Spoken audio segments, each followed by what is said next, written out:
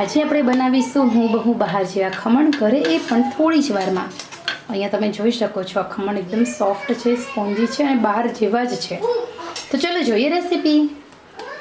આજે આપણે બનાવીશું ખમણ। આ ખમણ બનાવવા માટે સૌથી પહેલાં મેં લીધો છે ચણાનો લોટ।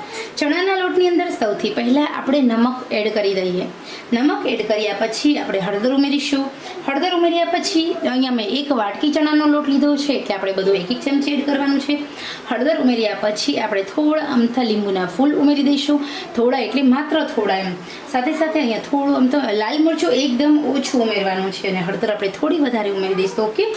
અને હવે આપણે થોડું અમથું ધાણા જીરું પણ ઉમેરી દઈએ અને સાથે સાથે આપણે માત્ર ને માત્ર અડધી ચમચી તેલ ઉમેરવાથી આપણા ખમણ એકદમ સોફ્ટ અને પોચા બને છે।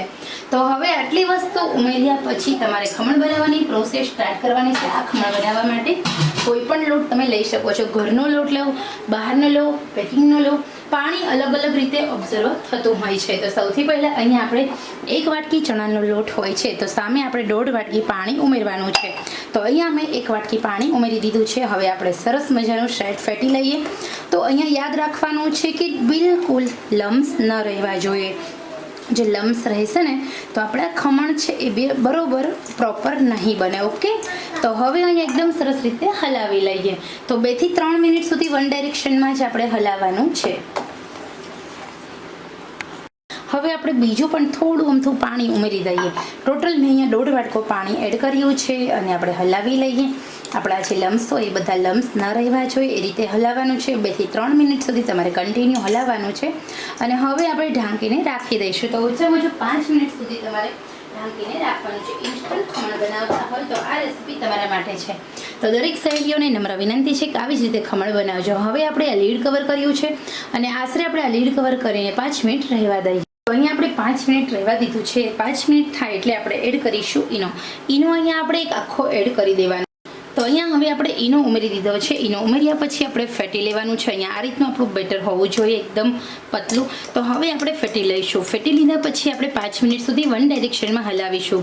આપણા બેટરનો કલર થોડો ચેન્જ થાય ત્યાં સુધી આપણે હલાવીશું। જેમ તમે વધારે હલાવશો એમ તમારા ખમણ એકદમ પોચા, સોફ્ટ અને જાળીદાર બનવા લાગશે। જેટલું તમે બેટર લીધું હશે ને એ તમારું બેટર થઈ જશે ડબલ, ત્યાં સુધી તમારે હલાવવાનું છે। અહીંયા તમે જો બેટર છે ને એ થોડું જાળીવાળું બની ગયું છે। આ રીતે આપણે ઉપર તમે જો થોડા ફીણ વળવા જોઈએ। તો આ રીતે આપણું બેટર ફૂલાય એ પછી જ આપણે એમાં ખમણ સેટ કરવાના છે। તો અહીંયા મેં સ્ટીમર લીધું છે।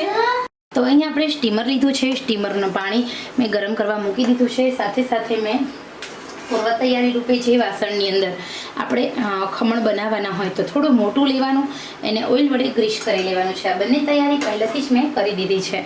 હવે આપણે જોઈએ તો અહીંયા એકદમ સરસ રીતે મેં ફેટી લીધું છે। તમે અહીંયા જોઈ શકો તો આપણું છે બેટર હોય છે તે એકદમ સરસ મજાનું ડબલ થઈ રહ્યું છે। તો આપણે હલાવી લઈશું। ખમણ બનાવવાની રીત બહુ સહેલી છે, મેઇન તો હલાવવું એ જ ખૂબી છે। તો 2 થી 3 મિનિટ સુધી આવી રીતે આપણે ફેટીશું।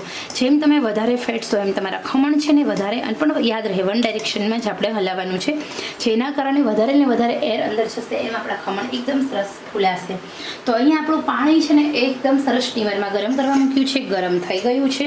તો હવે આપણે આપણું જે બેટર છે એની અંદર આપણે ખમણ જેટલું પણ બેટર લીધું છે એ ઉમેરી દેવાનું છે। તો અહીંયા આપણા ખમણ એકદમ સરસ મજાના બની જશે। હવે તમે જુઓ ને તો આ ખમણ કેટલા ફૂલાય છે ને ખાસ જોજો। તો આવી રીતે આપણે આ વાસણને મૂકી દઈએ। પ્રોપર પાણી લેવાનું છે, પૂરતા પ્રમાણમાં પાણી હોવું જોઈએ અને આપણે સ્ટીમરમાં મૂકી દઈશું સ્ટીમ થવા માટે। થોડા જે ખમણ છે એ છે થિકનેસમાં બનશે। આપણું જે બેટર છે થોડું મેં વધારે ફેલાવ્યું છે એટલે। તો હવે આપણે લીડ કવર કરીશું અને આશરે આપણે તૈયાર થયેલા આ ખમણના જે બેટર છે એને આપણે ઓછામાં ઓછું 10 મિનિટ સુધી સ્ટીમ થવા દઈએ, ઓકે।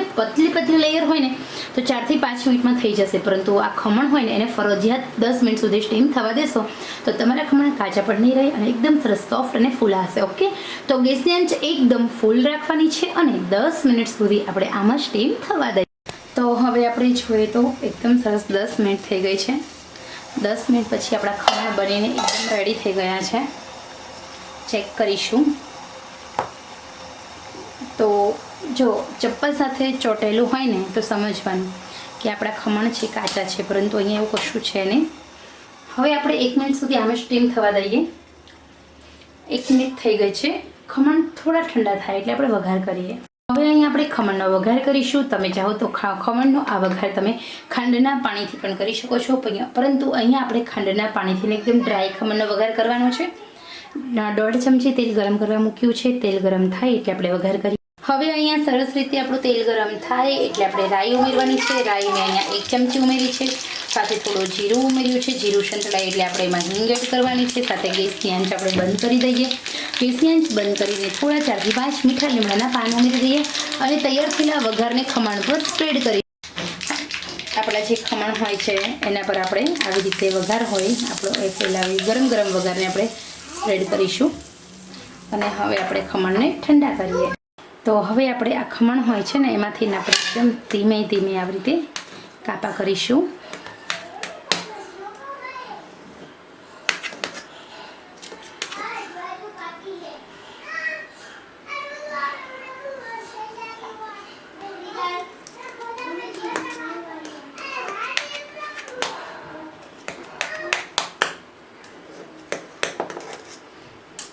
તો અહીંયા આપણા ખમણના એકદમ સરસ પીસીસ બની ગયા છે. અને તમે અહીંયા જો આપણું ખમણ એકદમ સરસ પોચા બનીને રેડી છે. સેમ ટુ સેમ બહાર જેવા જ આપણા ખમણ બની ગયા છે.